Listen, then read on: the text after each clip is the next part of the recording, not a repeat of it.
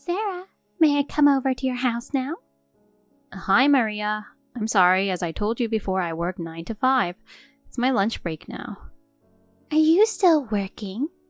Yes, it will cost a lot of money when I have children. Ken and I agreed that I would keep working until then. What are you talking about?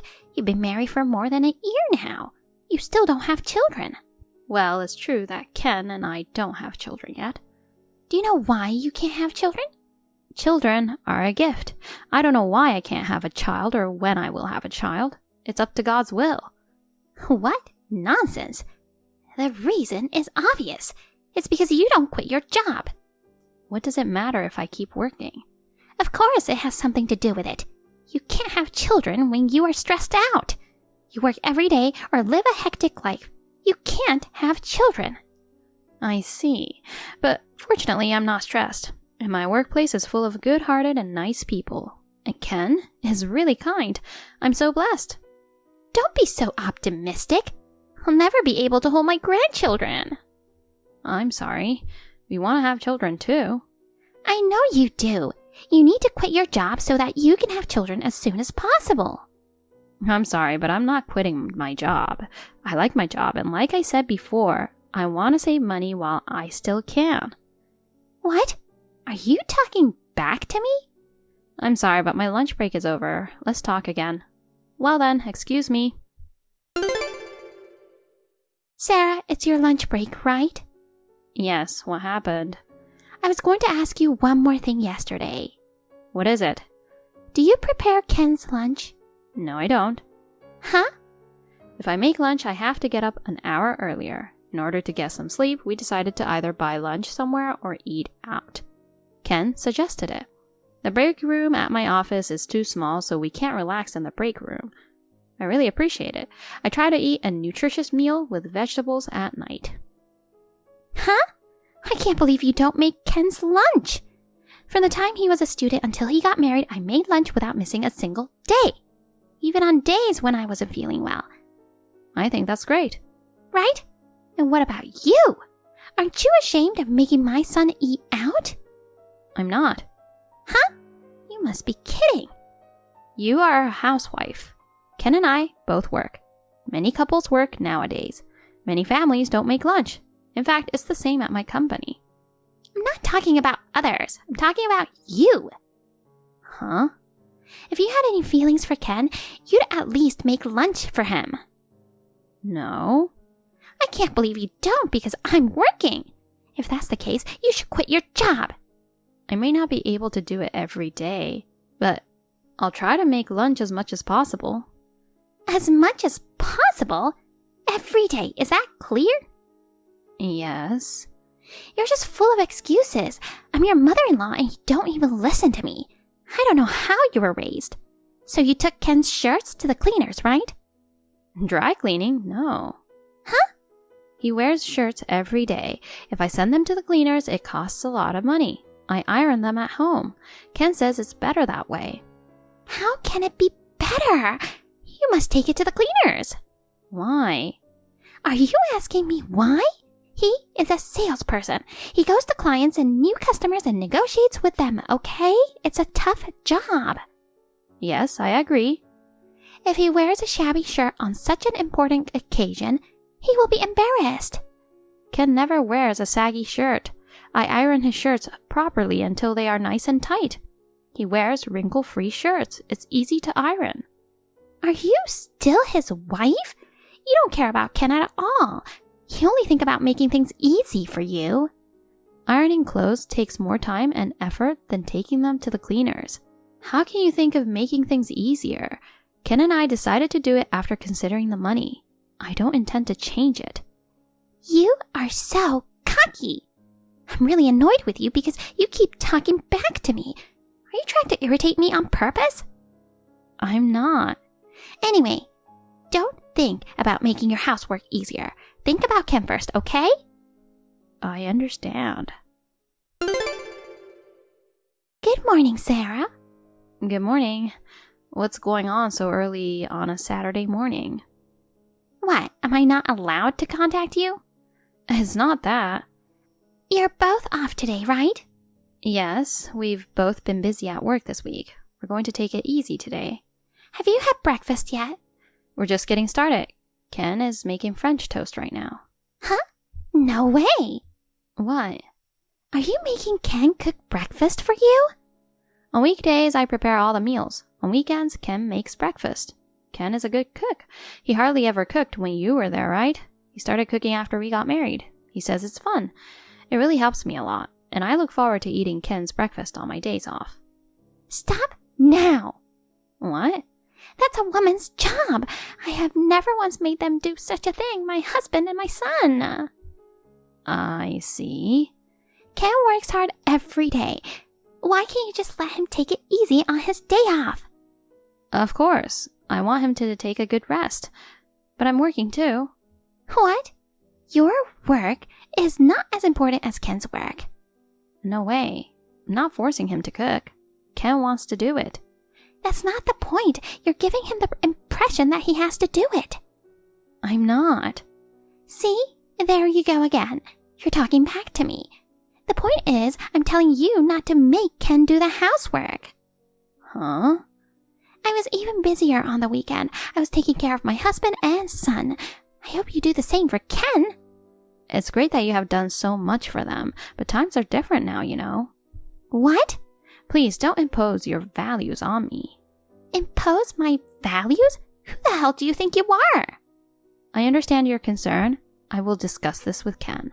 I would appreciate it if you could let us talk. What? You're talking about me like I'm an obstacle? I never meant to. That's enough. Bye. Maria, are you free now? I am. Are you free next Wednesday? It's a national holiday. Why? I'm sorry to bother you on such short notice, but Ken's sister and I decided to have a family get-together. And since many of them had never been to our house before, we decided to have dinner at our house. Who suggested that? Ken did. He asked me to contact you, so I was wondering if you were free. Sure, I will come over.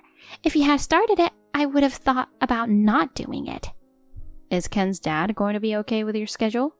Don't worry, he doesn't have any plans. Just wanted to let you know that I'm not going because you asked me to. I'll join because Ken asked me to. Well, I'm sure both Ken and his sister will be pleased. It looks like everyone has plans in the morning. I will have some preparations to make. We're planning to gather around 4 p.m. Could you come around 4 p.m.? What? That late? It's such a big event. I'd like to go earlier. I'm sorry. I'm sure you'll be swamped with preparations. It would be very inconvenient for us not to be able to help you, so if you could come at 4, that would be great. Oh, okay, I understand. Thank you very much. I'll see you next Wednesday at 4. Thank you very much. Sarah, where are you now?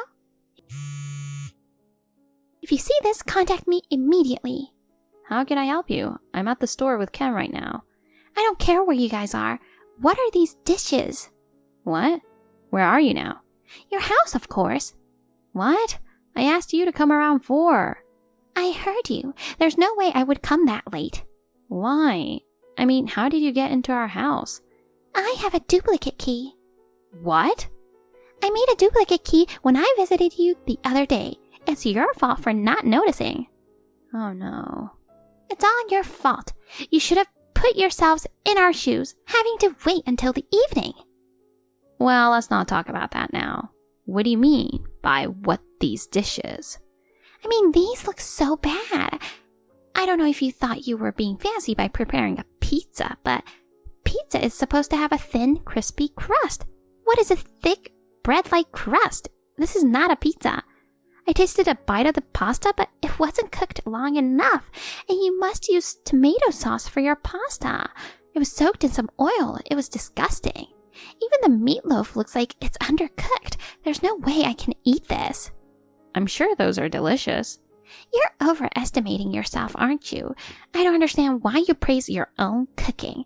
Everyone will be sick. I threw them all in the trash. What? You should be thankful that none of us are getting food poisoning. You're joking, right? You wouldn't make a big joke like this, would you? Did you really throw everything away? I did. I'd much rather order some food. Now get some takeouts, okay? Oh.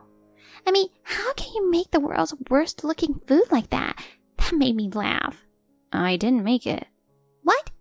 What are you talking about? And who made it? Your husband. Huh? You're lying.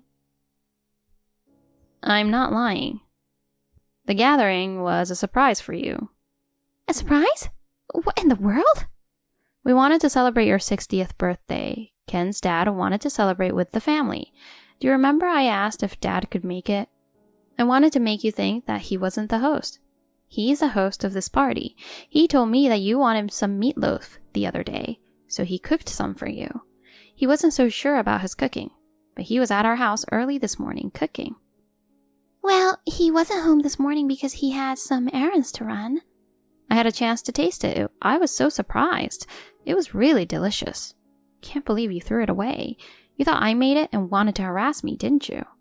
I'm so sorry. What should I do? You have no choice but to be honest and apologize. There's no way you can do that. If he finds out that I tossed his meatloaf, he would be absolutely furious. Besides, I don't want Ken to hate me. Ken is already unhappy with you. What?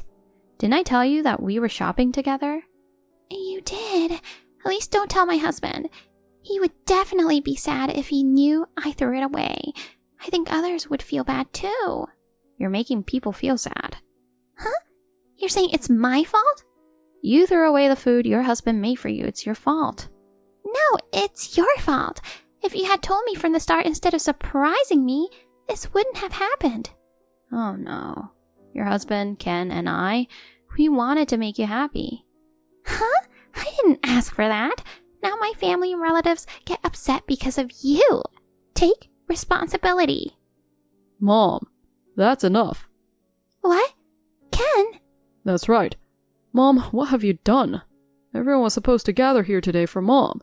And you threw away the food Dad cooked? What are you doing? I'm sorry.